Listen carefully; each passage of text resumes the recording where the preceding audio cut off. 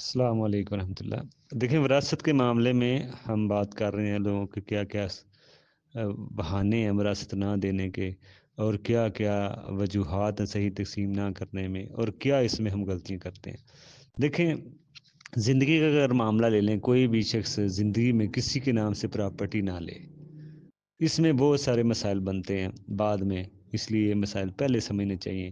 بیٹے کے نام سے اگر آپ نے پراپرٹی لے لی ہے، شاید بیٹا کہے کہ یہ تو میرا مال ہے، باپ کے بعد دوسرے بہن بھائی مرنے والے کی اولاد تو محروم ہو گئی، وہ شاید قانونی طور پہ فائدہ ناجائز اٹھا لے۔ شرعی طور پہ تو سبھی مالک ہیں کیونکہ باپ کا مال ہے، لیکن بیٹے کے نام سے بیٹا فائدہ لے سکتا ہے۔ اگر بیٹے کا انتقال ہو جاتا ہے، شاید اس کے بچے ہی نہ دیں تو مسئلہ ہوگا، ٹھیک ہے نا؟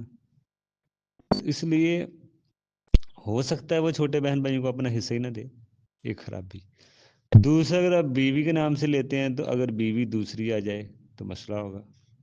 اگر بیوی کے نام ہے تو بیوی کے والدین کو بھی حصہ چلا جائے گا، یہ قانونی طور پہ یہ ہو سکتا ہے۔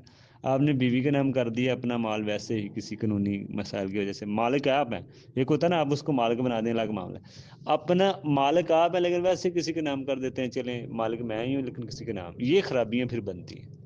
بیوی کے نام کر دیتے ہیں، ہو سکتا ہے وقت کا تو پتہ نہیں کس نے پہلے جانا ہے کس نے بعد میں، مرنا ہے کس نے پہلے بعد میں، بیوی کا انتقال ہو جاتا ہے تو ہو سکتا ہے کہ بیوی کے ماں باپ کو چلا جائے 1/3 قانونی طور پہ۔ بیٹے کے نام کر دیے، بیٹا شاید آپ کی زندگی میں فوت ہو جاتا ہے، آپ نے عارضی طور پہ نام کر دیے، بیٹے کا بھی دیا نہیں، بیٹے کے بیوی بچے شاید کسی کو بھی نہ حصے دار بنائیں اس میں، تو یہ مسائل بنتے ہیں۔ بیٹی کے نام سے آپ نے لے لیا، دوسری بیٹی کو نہیں آپ نے دیا، ایک بیٹی کے نام کر دیا، تو یہ پریشانی ہو سکتی ہے کہ شاید بیٹی ہی بعد میں کسی کو نہ دے۔ اس لیے باپ کو کسی کے نام سے جائیداد نہیں لینی چاہیے۔ اگر غلطی ہو گئی ہے تو اس کو سبھی سدھاریں، اس کو صحیح کرنے کی کوشش کریں، اور اس کا کوئی حل نکالیں، بہتر کریں اس کو، تاکہ بعد میں کوئی مسائل نہ ہوں۔